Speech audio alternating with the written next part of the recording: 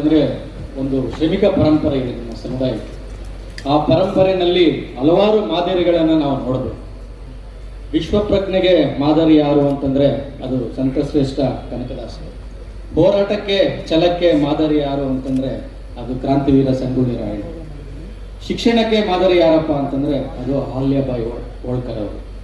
ಇದಕ್ಕೆ ಎಲ್ಲದಕ್ಕಿಂತ ಹೆಚ್ಚಾಗಿ ಇವತ್ತು ಸಾಮಾಜಿಕ ನ್ಯಾಯಕ್ಕೆ, ಸಾಮಾಜಿಕ ಬದ್ಧತೆಗೆ ಮಾದರಿ ಯಾರು ಅಂತಂದರೆ ಅದು ಸನ್ಮಾನ್ಯ ಮುಖ್ಯಮಂತ್ರಿಗಳಾದಂಥ ಶ್ರೀಕರ್ ಸಿದ್ದರಾಮಯ್ಯ. ಈ ಎಲ್ಲ ಮಾದರಿಗಳು ನಮಗೆ ಪ್ರೇರಣೆ ಆಗಬೇಕು. ಅವರ ಪ್ರೇರಣೆ ಅಡಿಯಲ್ಲಿ ನಾವು ನಮ್ಮ ಇವತ್ತು ಜೀವನವನ್ನು ಸಾಗಿಸ್ಬೇಕು.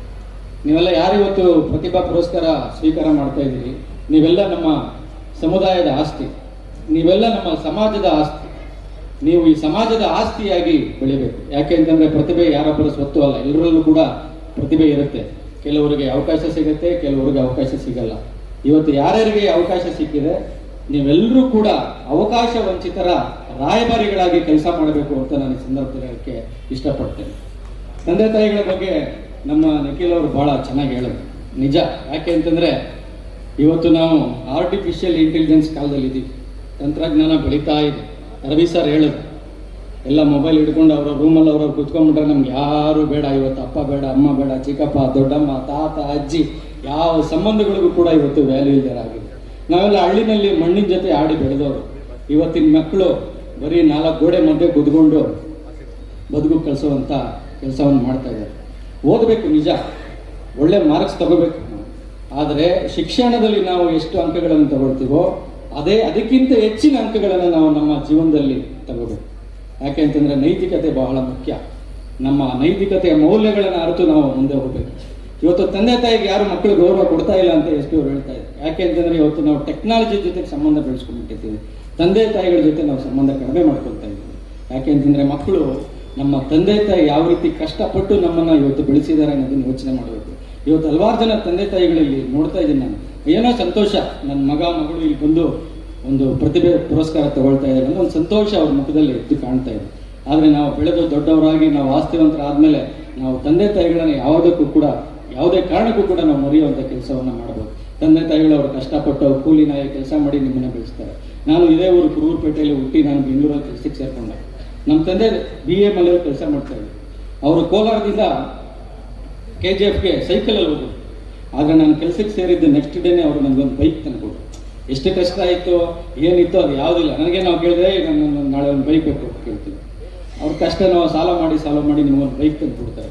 ಹಬ್ಬ ಹರಿದಿನ ಬಂದರೆ ಅವ್ರ ತಂದೆ ತಾಯಿ ಅರ್ಗಲ್ ಬಟ್ಟೆ ಹಾಕಿದ್ರು ಕೂಡ ನಿಮ್ಗೊಂದು ಹೊಸ ಬಟ್ಟೆ ಹಂಗೆ ಕೊಡುವಂಥ ಕೆಲಸವನ್ನು ಮಾಡ್ತೀವಿ. ಇವತ್ತೇನಾಗಿದೆ, ನಾವು ಯಾರ್ಯಾರನ್ನೋ ಮಾದರಿಯಾಗಿ ತಗೊಳ್ತಾ ಇದ್ದೀವಿ. ಯಾರೋ ಫಿಲಮ್ ಸ್ಟಾರ್, ಅವ್ನು ಯಾರೋ ಕೊಲೆ ಮಾಡಿ ಜೈಲಿಗೆ ಹೋದರೆ ಬಾಸ್ ಅವರಲ್ಲ, ತಂದೆ ತಾಯಿ ನಮಗೆ ಬಾಸ್. ತಂದೆ ತಾಯಿ ನಮಗೆ ಬಾಸ್. ನಮಗೆ ಮಾದರಿ ಆಗಬೇಕಾಗಿರೋದು ಯಾರೋ ಸಂಗೊಳ್ಳಿ ರಾಯಣ್ಣ ನಮಗೆ ಮಾದರಿ ಆಗಬೇಕು, ಕನಕದಾಸರು ನಮಗೆ ಮಾದರಿ ಆಗಬೇಕು, ನಮ್ಮ ಸಮಾಜದ ಹಿರಿಯರು ನಮಗೆ ಮಾದರಿ ಆಗಬೇಕು. ಯಾರೋ ಕ್ರಿಕೆಟ್ ಸ್ಟಾರ್ ಬೆಂಗಳೂರಿಗೆ ಬಂದರೆ ಅವ್ರು ನೋಡೋಕೆ ನುಗ್ಗಲು 11 ಜನ ಸಾವು. ಒಬ್ಬ ಹುಡುಗ ಸತ್ತಿದ್ದ ಸ್ಟ್ಯಾಂಪೇಡಲ್ಲಿ. ಹಾಸ್ಪಿಟ್ಲಲ್ಲಿ ಅವನ ಬಾಡಿನ ಮಲಗಿಸಿದ್ರು. ಮುಖ್ಯಮಂತ್ರಿಗಳ ಜೊತೆ ನಾನು ಹೋಗಿದ್ದೆ. ಅವನ ತಂದೆ ಗೋಳಾಡ್ತಾನೆ, ಒಬ್ಬನೇ ಮಗ ಸಾರ್, ಹೆಂಗಾನ ಮಾಡಿ ಅವನು ವಾಪಸ್ ಕರ್ಕೊಂಡ್ಬಂದ್ಬಿಡಿ, 100 ಕೋಟಿ ಇದೆ ಆಸ್ತಿ ನನಗೆ, ಅದೆಲ್ಲ ಇದ್ರೆ ಏನು ಪ್ರಯೋಜನ, ನನಗೆ ಇವತ್ತು ಮಗ ಇಲ್ವಲ್ಲ, ನನ್ನ ಆಸ್ತಿ ಯಾರಿಗೆ ಕೊಡಲಿ ಅಂತ ಬಿದ್ದು ಕಾಲು ಹಿಡ್ಕೋತ ನನ್ನ ಮಗನ ವಾಪಸ್ ತಂದುಕೊಡಿ ಅಂತ. ನಿಮ್ಮ ಕಷ್ಟಕ್ಕೆ ಯಾರಾದರೂ ಕಣ್ಣೀರು ಹಾಕ್ತಾರೆ ಅಂದರೆ ಅದು ತಂದೆ ತಾಯಿ ಮಾತ್ರ. ಯಾವ ಸ್ಟಾರ್ಗಳು ಕಣ್ಣೀರು ಹಾಕಲ್ಲ, ಯಾರು ಕೂಡ ಕಣ್ಣೀರು ಹಾಕಲ್ಲ.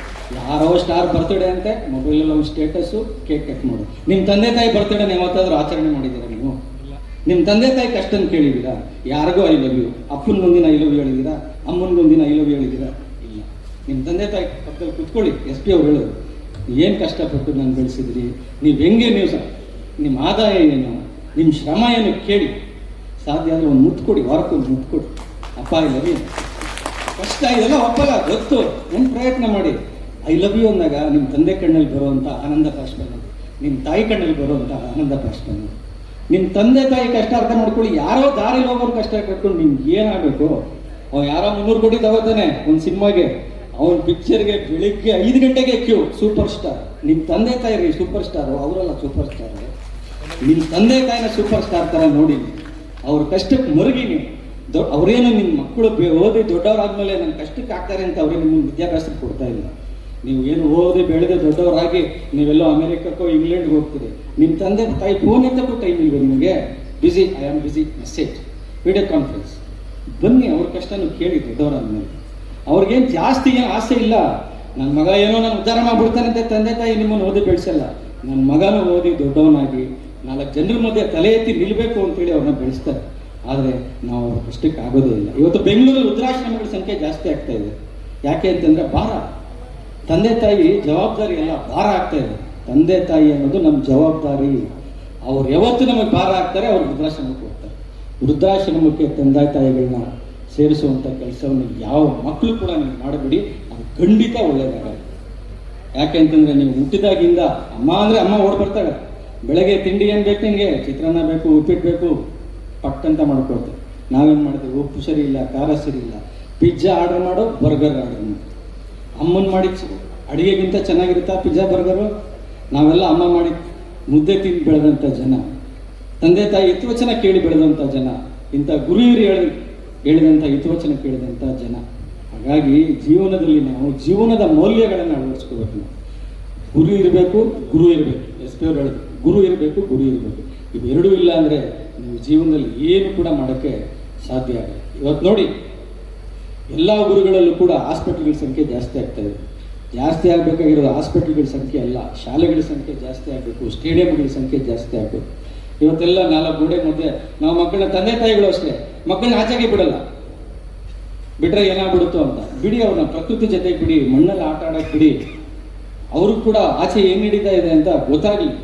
ನಮ್ಮ ಮನೆಯಲ್ಲಿ ನನ್ನ ಮಗ 9ನೇ ಕ್ಲಾಸ್ ಹೋಗ್ತಾ ಇದ್ದಾನೆ, ಗೋವಾ ಟೂರ್ಗೆ ಹೋಗ್ಬೇಕು ಅಂತ 1 ವಾರ ಜಗಳ. ನಮ್ಮ ಮನೆಯಲ್ಲಿ ಅವ್ರ ಅಮ್ಮ ಕಳಿಸಲ್ಲ ಅಂತ ನಾನು ಕಳಿಸು ಅಂತ. ಮನೆಗೆ ಏನು ಮಾಡ್ತಾರೆ, ಈಗಿನ ಕಾಲದ ಮಕ್ಕಳು ಹಠ ಮಾಡ್ತಾರೆ, ಮುನ್ಸ್ಕೊತಾರೆ, ಅಳ್ತಾರೆ. ಬಿಡಿ, ಹೊರಗಿನ ಪ್ರಪಂಚನೂ ಗೊತ್ತಾಗಲಿ. ಅವರು 4 ಗೋಡೆ ಮಧ್ಯೆ ಇಲ್ಲ. ಅವ್ರಿಗೆ ತಂದೆ ತಾಯಿ ಪ್ರೀತಿ ಬಗ್ಗೆ ಗೊತ್ತಾಗಬೇಕು. ಚಿಕ್ಕಪ್ಪ, ಚಿಕ್ಕಮ್ಮ, ದೊಡ್ಡಪ್ಪ, ಅಜ್ಜಿ, ತಾತ, ಎಷ್ಟು ಜನ ಇವತ್ತು ಅಜ್ಜಿ ತಾತನ ಇದನ್ನೇ ಸಂಪ್ರದಾಯವನ್ನೇ ನಾವು ಮರೆತುಬಿಟ್ಟಿದ್ದೀವಿ.